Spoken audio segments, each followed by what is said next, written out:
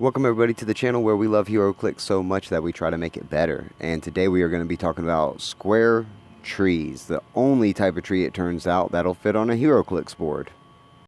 So when I started this build, I expected it to be simple, a one-day build. But it turns out that trees are weird as fuck. So let me try to show you what I'm talking about. Now, the rules themselves are pretty basic. The tree is considered destructible, elevated, hindering terrain. Destructible meaning that for 3 damage it can be removed from the field. And elevated, hindering terrain means that the tree does not block line of fire, it just hinders it. So in the example, Daredevil has a hindered shot at Juggernaut. Now, let's say it's Juggernaut's turn and he uses it to deal 3 damage to the tree. When it is destroyed, any characters on this terrain are placed in an adjacent square and given fall damage. Now, in the example, the fall damage isn't going to matter because Daredevil and Iron Fist both have combat reflexes. But the green squares are all the optional squares that they could have chose from to fall into. The blue square being where the tree was, and also an optional square where they could have fallen. Now, in the case that both players have characters on the tree, the player who destroyed the tree places any of their fallen characters first. And this is just a ruling to streamline the process of fallen characters so it's not a confusing moment in the game and it keeps it fast-paced. As another example, let's say there was an opposing character underneath Iron Fist at that moment when the tree was destroyed. Then he would have had to choose one of the other marked squares to fall into. And that segues us to one of the weird elements that come with 3D terrain. Only with this kind of terrain would you have the problem of a character being underneath another character.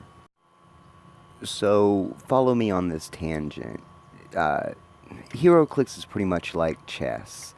And if you asked any professional chess player if you could add one more square onto the board, would it change up your tactics? And absolutely it would. And that's the same way in HeroClix. HeroClix boards have a set amount of squares. Whether or not what those squares are is irrelevant. But the tree and just its limit alone creates a new square. A square where a square already exists. A few of my other builds share this feature, one being the transformable HeroClix building.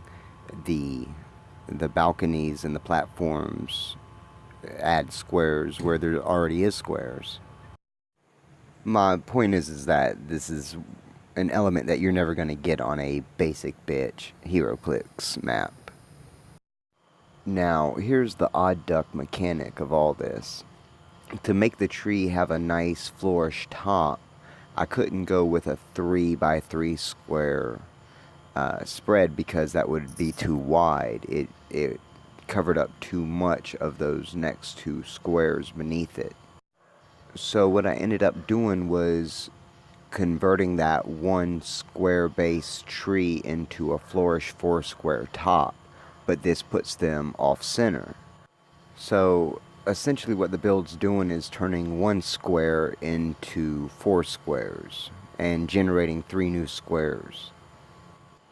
Now, at first, anybody should think that this would be a rules nightmare having off-centered squares to the clipboard.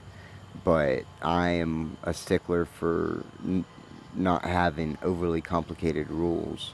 So just to keep it simple, all characters that occupy one of the 4 squares on top always act as if they are on an elevated square at the center. That means if you had 4 characters on the top of this tree and they all 4 had a range of 6, then they would all be able to hit any character within 6 squares as if they were on an elevated square on the square the tree is in. And this works vice versa. Anybody on the ground trying to shoot somebody that's in one of the 4 squares at the top of the tree would only have to count to the base of the tree with their range. One last thing to point out, this is going to be one of the only pieces of elevated terrain you're going to see that have no stairs for every kind of character to get to it. Fact is, trees don't have stairs. It's just going to be one of those pieces of terrain that's going to be able to be utilized more by certain characters, others, just like water terrain. Well, everybody, thanks for listening. I know this video may have been a little complicated. Really, they're so fluid on the board that it's not complicated when you play with them in your game. I guess it's a little bit more complicated to explain how they work until you see it in a game for yourself. I think a few things are like that. As usual, if you liked it, hit like. If you want to talk about it, comment it. And most of all, if Heroclix is ever listening, I'm always for hire. Peace.